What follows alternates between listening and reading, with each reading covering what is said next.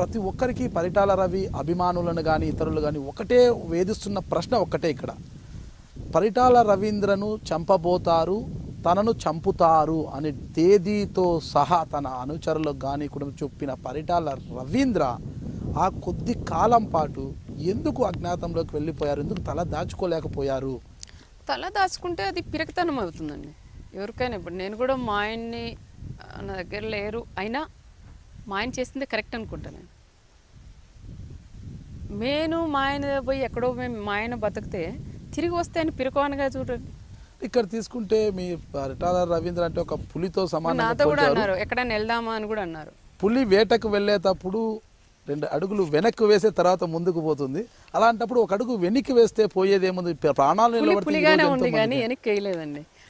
నేను చనిపోయినా పర్వాలేదు, నా వాళ్ళు బాగుండాలని కోరుకునే వ్యక్తి పరిటాల రవి గారు.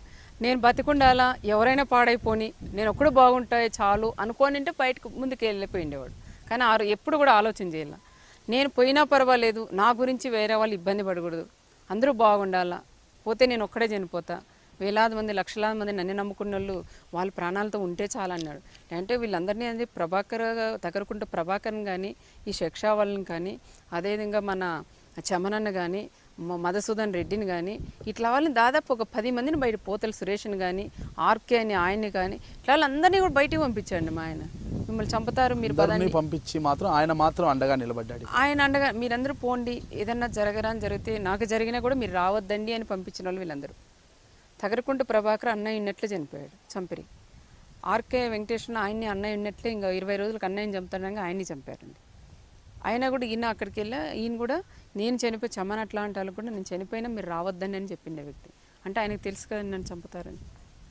ఇప్పుడు నేనేం పోయి తల దార్చుకుంటా, నేను నా పిల్లలు కాదు కదా ముఖ్యం, నా భార్య, కానీ ప్రజలు నాకు ముఖ్యం, వాళ్ళందరూ బాగుండాలన్న ఆలోచనతో నేను పారిపోతే నేను పిరికవాణిలాగా అవుతాను, అందరూ ఇంకా భయపడి ఇంకా చంపుతారనే, మిగతా వాళ్ళని కూడా చంపుతారని నేను లేకపోతేనే భయంతో ఇక్కడే ఉన్నాడని.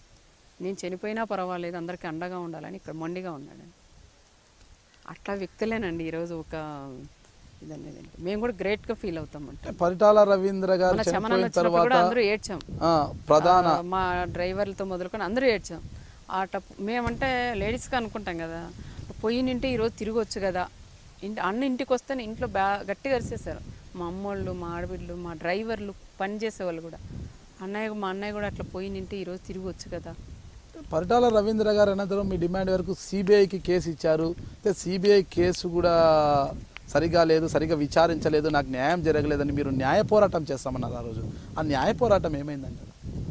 సిబిఐలో అయితే సరిగ్గా చేయలేని మా సారు ఈరోజు ఆ కేసు కొంతవరకన్నా మేలు జరిగిందంటే మా ముఖ్యమంత్రి చంద్రబాబు నాయుడు గారు చాలా హెల్ప్ఫుల్గా పాపం సార్ కూడా సపోర్ట్గా ఉండి, సార్ కూడా పాపం బాగా అందరినీ అక్కడ ఎర్రంనాయుడు గారు చనిపోయారు, ఇప్పుడు ఎక్కడున్నాడో కానీ ఆయన కూడా అక్కడ ఉండి ఎక్కడైనా తీసుకెళ్ళాలా, నేను పోవాలంటే నాకేం తెలియదు కానీ కొంతమంది దగ్గర కూడా కలిపి మా కేసు మళ్ళీ అది నీట్గా కూడా సెట్ చేయించాను. ఇంకా బాగా నీట్గా చేయాలంటే పెద్దలు కూడా బయటకు రావాలా, కొన్ని చేయలేని పరిస్థితి చేయలేరు. ఇక్కడ తీసుకుంటే మేడం, మీకు ధర్మవరం ఎమ్మెల్యే వర్ధాపురం సూరి గారికి మధ్య గ్యాప్ ఉన్నట్లు తెలుస్తుంది. ఎందుకు ఆ గ్యాప్ అంటారు? రాజకీయాలు తప్ప వేరే ఏదైనా చెప్పండి, నేను మాట్లాడతాను, అవన్నీ అనవసరం. అంటే ఎవరి గురించి నేను కామెంట్ చేయదలుచుకోలేదండి.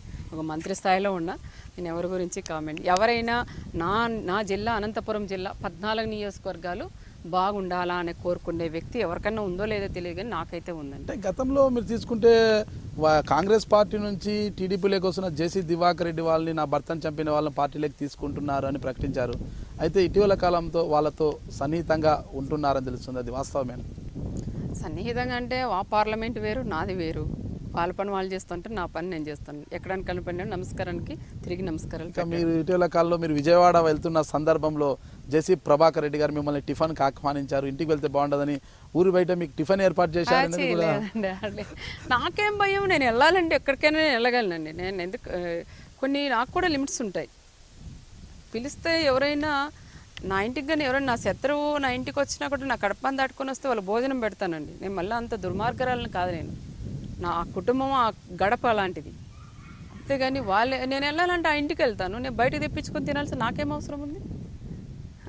పిలిచారు, నేను యాక్చువల్గా అంటే ప్రభాకర్ రెడ్డి గారు ఇట్లా టిఫిన్కి రండమ్మా అని పిలిచారు, నేనైతే వెళ్ళలేదండి. వెళ్ళకపోవడంతో టిఫిన్నే బయటికి పంపించారు, బయట ఏర్పాటు చేశారు మీకు అంతా కూడా. నాకు నా ఇల్లు ఉందండి, నేను తినేది రాగసంగటి చట్నీలు, నాకేం టిఫిన్ వాళ్ళు అరేంజ్ చేస్తే. మీరు చూస్తున్నారు ఐ డ్రీమ్ న్యూస్ని. మీరు చూస్తున్నది ఐ డ్రీమ్ న్యూస్. అంటే కళలని నిజం చేస్తూ ప్రజలకి నిజాలని కళల ద్వారా తీసుకొచ్చే ఐ డ్రీమ్కి మై బెస్ట్ విషెస్. మీరు చూస్తున్నది ఐ డ్రీమ్ న్యూస్. మీరు చూస్తున్నారు I dream channel. For more videos please subscribe I dream. మరిన్ని వీడియోల కోసం ఐ డ్రీమ్ని సబ్స్క్రైబ్ చేయండి. Please subscribe I dream. And I am very much satisfied with the way interview went on. Kindly subscribe to I Dream. For more videos, subscribe to iDream. And loads of fun entertainment and content. Do watch